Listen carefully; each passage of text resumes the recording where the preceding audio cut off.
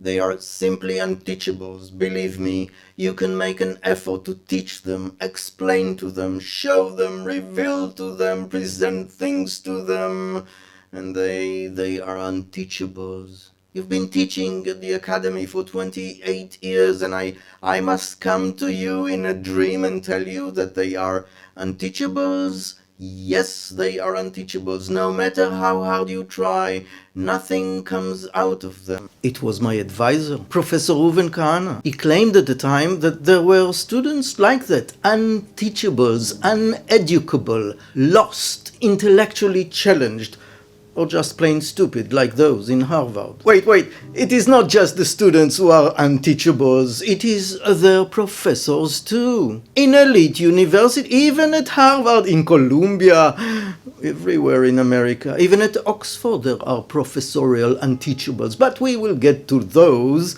later. Stay with me.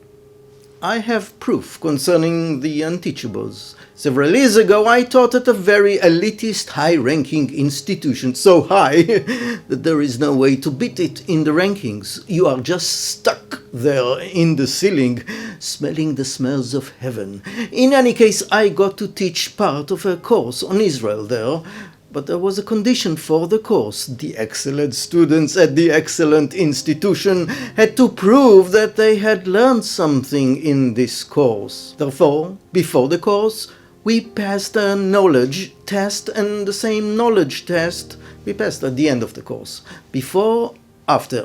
In between, for an entire semester, they learned about, we taught them about Israel, and they even stayed in Israel for an entire month. Guess, my friends, what was the result in the test? Yes, at the end of the course, the genius students, I tell you, master's degree students, mind you, highly selected, master's degree, 1 out of 15 candidates get there. Well, at the end of the course, they knew less than they knew at the beginning. That is, they guessed less well at the end of the course than they guessed at the beginning of the course. Knowledge, they had none. And this is a conclusive proof that even in the academy, even at the top university, you can find unteachables. You know, the best professors taught them. They watched wonderful presentations in class. They saw analysis, had conversations with experts. They even worked in Israel for a month. And at the end of the course, they wrote in the test that Israeli science works closely with Russian scientists. They could have said Chechen scientist, it would have been just as accurate. It is not just them, of course. You see it all the time in American academia. Bill Maher joined me this week and said that American students are stupid. That is, that the elite institutions in America are dumbing down their minds. Not only do they not learn, as Bill Maher said, and as I learned about the students at the elite institution, they learn not to learn. They probably have some special mental barriers that make them immune from intelligent discussion, from a balanced examination of facts, from listening to anyone who does not think like them. They have this cultural patent in America, the spirit of moralism, they call it, and this righteous morality simply blinds them from seeing things as they truly are. They come to Harvard and are taught all kinds of strange theories, and some moral blindness is then soldered into their brains as if they have half-blackened contact lenses attached to their brains, and it is also connected directly to their throat, and they make all kinds of political screams like this, automatically, without thinking, signing all kinds of letters. And the longer they stay on campus, the more intellectually zombies they become, to the extent that even their mother doesn't recognize them when they get to visit on Christmas or something. Since the students fear being caught in their ignorance, they compete with each other to see who will be more radical, who will say harsher, more extreme things. And you go and ask them a simple question of knowledge, and they answer occupation, colonialism, power, even when you ask them about global warming or autumn allergies.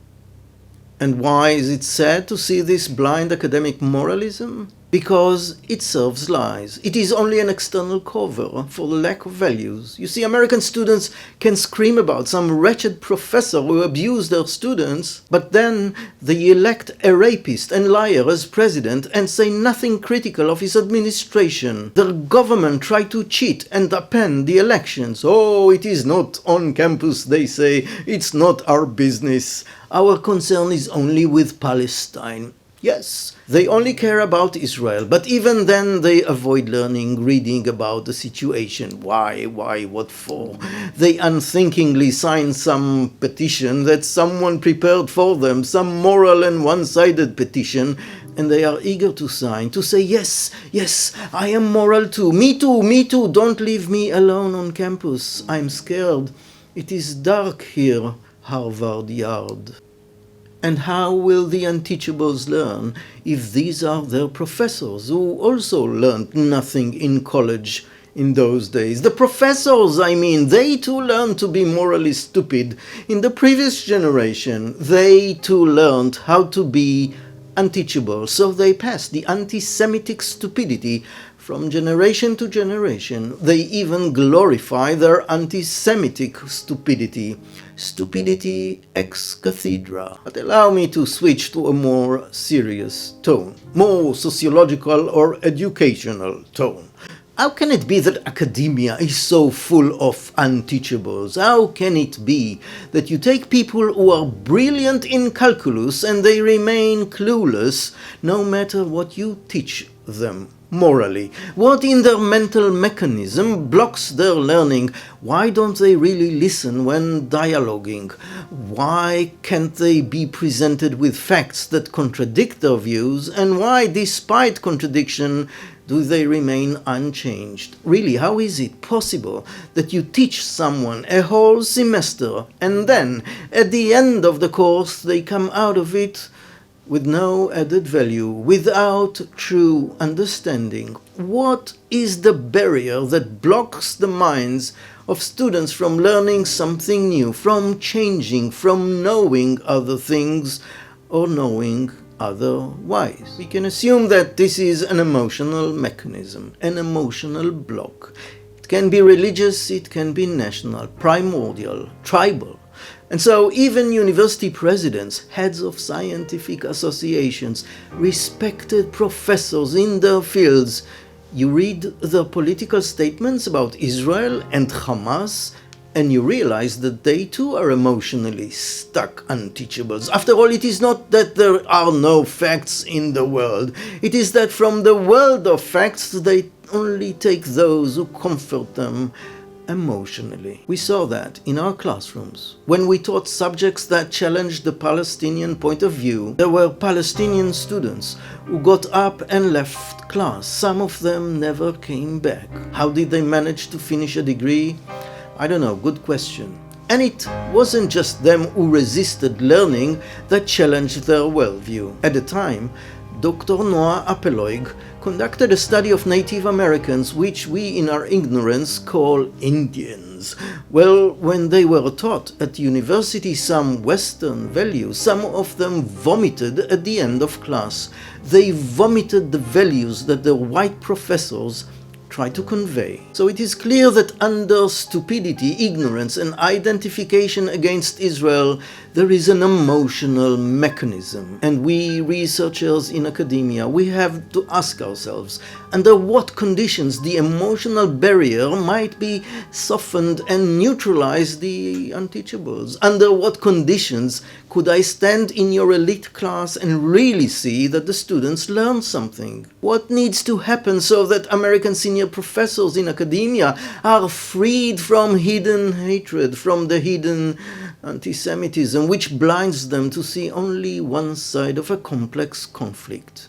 How was their lack of empathy built? How were they sealed from hearing or knowing about women who were raped by Palestinians, about babies who were beheaded by Palestinians, about children who were burnt alive by Palestinians? How was that lack of empathy built up by respected professors in Western academies in the USA? We do not have simple answers. Both the students and their professors, university presidents, heads of national associations and academies. Many of them demonstrated blindness by choice. They look at a reality that they never try to understand and judge it by the weight of the bombs or the number of people killed in battle. But ask yourself, how is it that intellectuals do not read what drives this conflict? If they are real scholars, people of books, then they should know that there is a struggle within the Muslim world, within the Palestinian people. Yes, there is a struggle about how to move forward in history. Religious people versus secular people. But did any of them ever read the Hamas Charter? Did any of them read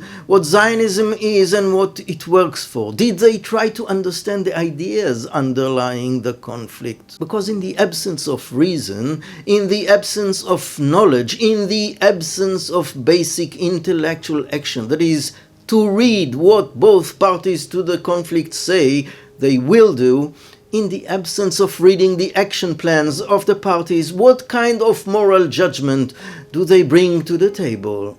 I'm not kidding. I ask seriously. For example, I ask our colleagues at the American Sociological Association, Mary Romero, Eldon Morris, Ruth Milkman, Dorothy Roberts, Julian Go, Jessica Halliday, Jose Itzikson, and Michael Barrow. My God, Michael, you too, Brutus. Well, you and hundreds and thousands more. Yes, you American sociologists, you signed a document condemning Israel. But have you ever read the Hamas Charter? It is not a long charter. Invest 1 hour for being professional and you are done. 1 hour. 1 hour. And have you examined the data of popular support for Hamas in Gaza? This is not difficult either. Google will simply bring you results, facts. Within 2 hours you can say you based your alignment with Hamas on knowledge, not intuition or hidden anti-Semitic hate. And please do not be like those stupid Harvard students who said they didn't read before signing. You are supposedly professionals, professors. You must have read that, right? No, you probably have not read the Hamas Charter, and if you did, then you didn't internalize its meaning, and you probably didn't check the data either of support. You did not work like professional academics. You should have checked what is the background, what is the reason for the Israeli reaction, and what is the motive on both sides. It is strange to say that you are distinguished professors, because if you have not learned about the context of the current conflict, you have not really demonstrated that you are worthy of your chair and title. It is strange that you are considered the elite of the elite. It is really strange, because by your signature you acted as if you were immune from reason. Yes, my fellow sociologists, you too are probably unteachable. Because if you were to read the Hamas Charter and examine how the public in Gaza elected the Hamas to lead them, how they allow it to operate from within their homes, how they obtained intelligence for Hamas, if you were to assess this information, you would probably understand two things. First, you cannot say about the public in Gaza that they are not involved. They are deeply involved in Hamas. And secondly, if you had invested in reading Hamas Charter, you would have also understood what awaits the Israelis if Hamas is given one more opportunity to slaughter another 1,500, another 150, and basically all 7 million of us. If they have the opportunity and your loving support, why not all of us? So if you were simply to read the Hamas Charter, you would understand that this is their plan and there is no stopping it.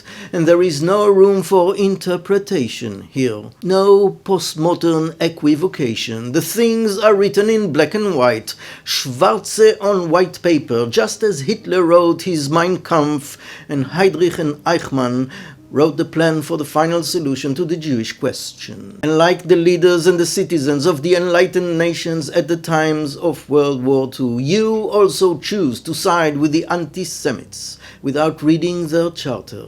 How sad to watch you from afar, you elitist respected American professors, shaming our academic profession with non-professionalism. But as my advisor said at the beginning, you too, my fellow sociologists in America, you too, professorial blind petition signers, you too are probably unteachable. Until next time, I am Professor Gad Yair.